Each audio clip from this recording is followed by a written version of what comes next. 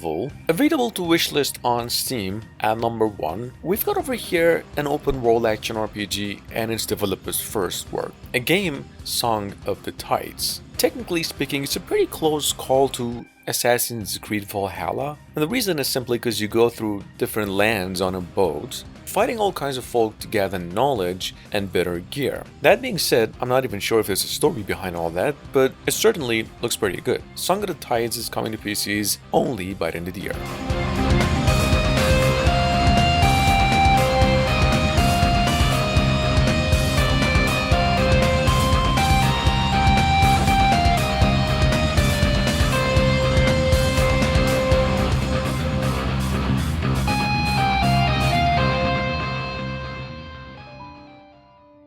I was born on Earth, but I think I have been homesick for Europa my whole life. Moving on to number 2, we have Europa. Technically speaking, this IP underwent the shadow of many games at its reveal, but first things first, Europa is an action-adventure open world, just the same, that's halfway inspired by the game Baldur. One other half you could definitely say Breath of the Wild, with hints of Ghibli studio designs and even music. This game is now finally coming to PCs, both generation of consoles including Switch, no longer in April as it was previously announced, but in the next couple of months. The gardeners have turned this place into a paradise.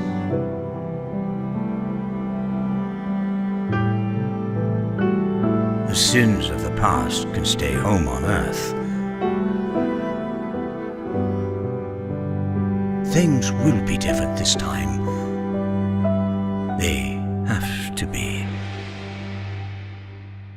This is Peter, the head of production at Massive Damage, and I'm going to show you a little bit of our upcoming game, Fera, the Sundered Tribes. If you haven't seen Fera before, it's a combination of co-op monster hunting, open world survival craft, and a tribal colony sim with a heavy focus on aerial mechanics. Number 3 we have from a very good developer, in fact, the sole team who made Star Renegade, the dopest 2D 3D turn-based role-playing game we came across last year. This is another really good-looking action RPG open world game, almost a Souls-like, going by the name Fera, the Sundered Tribes. I think it's basically Phoenix Rising, some of you know that game, and like Monster Hunter and they had a baby, making all the monsters just a little more weird and random. Anyway, this game is coming to PCs and the next generation of consoles in the third quarter of 2024. Soaring in the air like your fighter jets. But right now we're on a mission to track down a Groktuk's egg, which we've located here. This is going to involve us fighting a large Groktuk, so you can see a little bit of how combat works. Our combat design also retains that aerial focus, so in addition to physical attacks, our monsters also attack you with elemental bullet hell style barrages, which sort of test your mastery of Fera's aerial mechanics.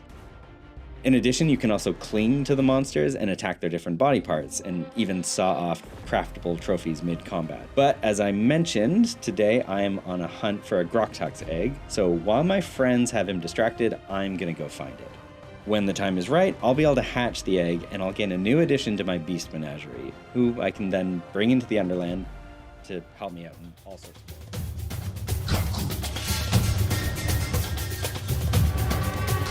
Sitting on Steam through early access for almost a year now, there's also a free demo for you to try too there. Number 4 we have Kaku, Ancient Seal. It's actually a first time mentioned over here. Kaku is in fact another open world action RPG adventure, definitely inspired by the game Kena. The difference however is the scale of the game, and I have to mention that Kaku has a rather interesting story, also overall puzzles and replay value. That being said, the graphics and mechanics are also super fun. Anyway, the full game's set to be coming out around summer this year.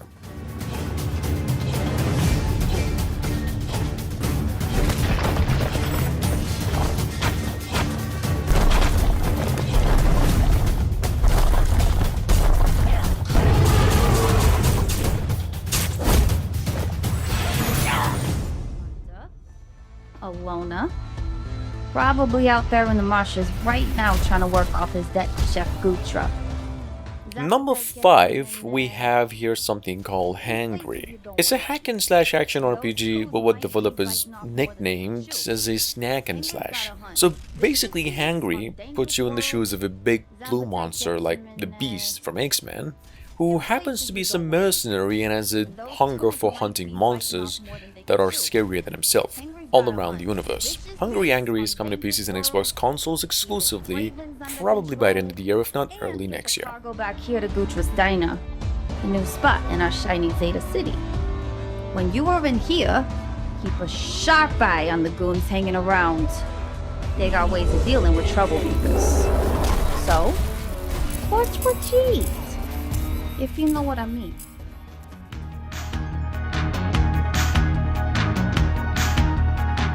Dungeons of Hinterberg was just resurfaced with another trailer and a release date of July 18. Now this is the first work of its developers. I believe we mentioned it maybe once or twice, and if you missed it somehow, it is a modern day fantasy adventure with the aim to put the player in the shoes of a adventurous hitchhiker sort of life. It has pretty artistic themes of it, especially nature, and as developers said, inspired by the Australian Alps, and there's also a third-person combat. There's a lot of surprise going on with this one.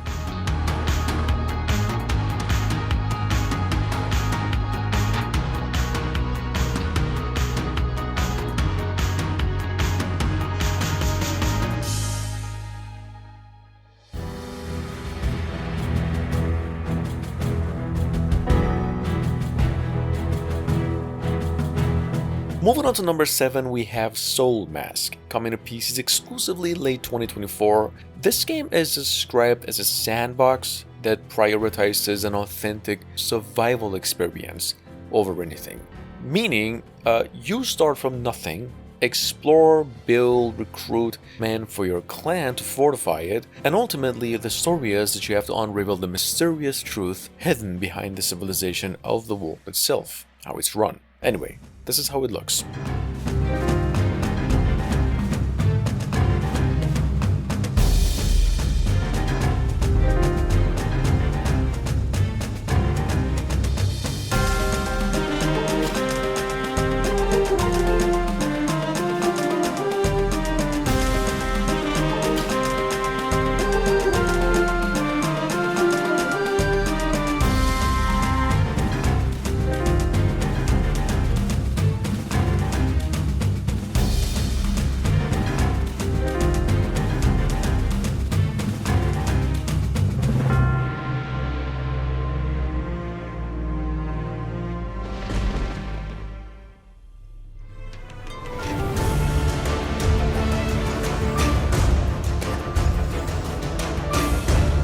Moving on to number 8, we have Astor, Blade of the Monolith. This game was announced a few months ago and now finally coming to PCs, Switch, and also other consoles on May 30, no longer in May 17. Developers announced additionally came out with another gameplay trailer, which was even better. It's a third-person action RPG, as you can see, spanning over 20 hours of campaign, what developers promise, along with an epic story, engaging gameplay, and very good visuals.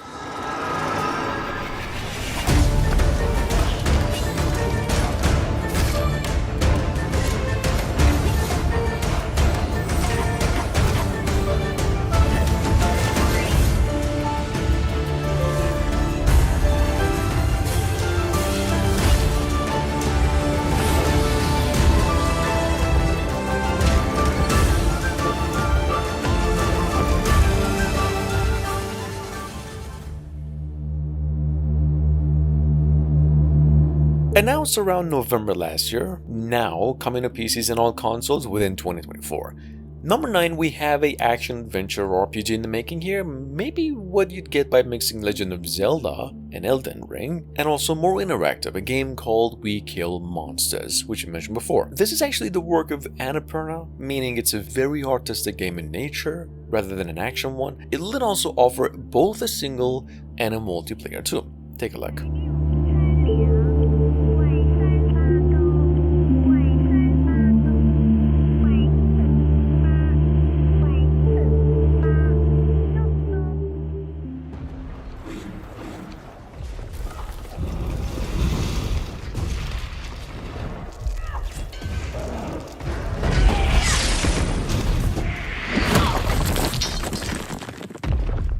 Coming in at number 10, we have Eternal Strands. This actually debuted around a week ago, in case you missed it. The game is an action-adventure third-person player inspired by the Monster Hunters, and The Shadow of Colossus, more to the point. It's the company's first work and this is its first gameplay trailer. Eternal Strands is made with the use of Unreal Engine 5 and is set to be coming to PCs in the next generation of consoles only by the end of 2024.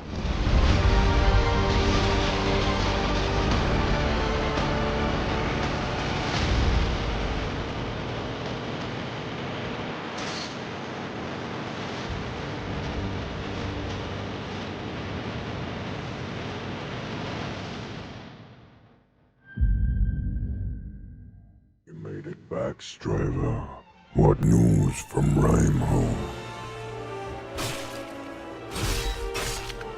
If you like, there is a demo for you to try on the Nintendo eShop and also Steam, and a full release of May 17 for Morbid, the game. Morbid, now retitled to Morbid Lords of Ire, is actually a Souls-like hack-and-slash RPG that started life over 4 years ago, almost 5. It's inspired by the Dark Souls and Bloodborne. It's an action RPG, however, not in top-down, but in third person, bringing over the same goodness, a little bit incorporating Diablo games, just more of it and possibly smoother in gameplay.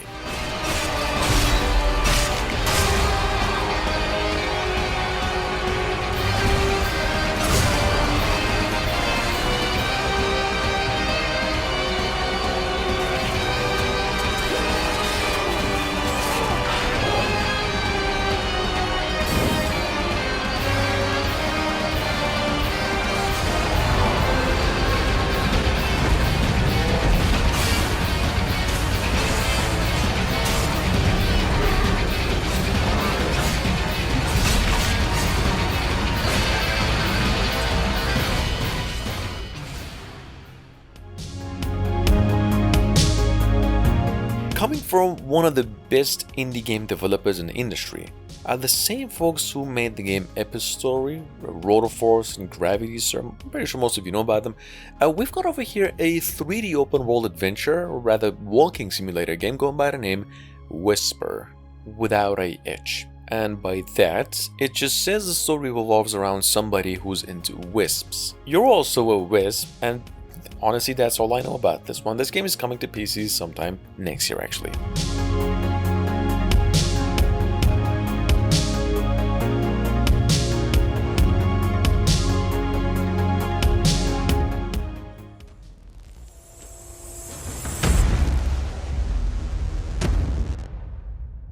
Coming up behind that is developer's first work over here too. We've got a number 13 Duel Corp, which we mentioned only once a year ago.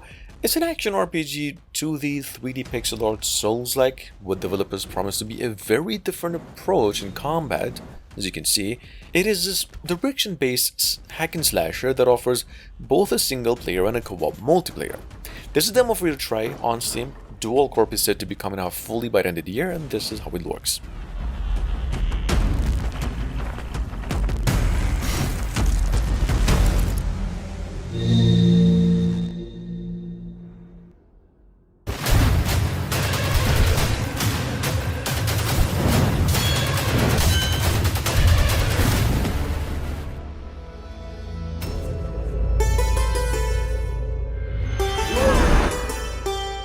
UnderMine is getting a numbered sequel for PCs exclusively, possibly due by the end of the year too. UnderMine 2, remaining true to its original nature, gameplay, is an action-adventure roguelike dungeon crawler boasting more discovery, more combining crafting, and a lot more relics with unique powers for you to pick up along the way. Not just that, you can actually go all the way solo or invite a friend to drop in for a 2-player co-op through the entire game. Check it out in case you missed it.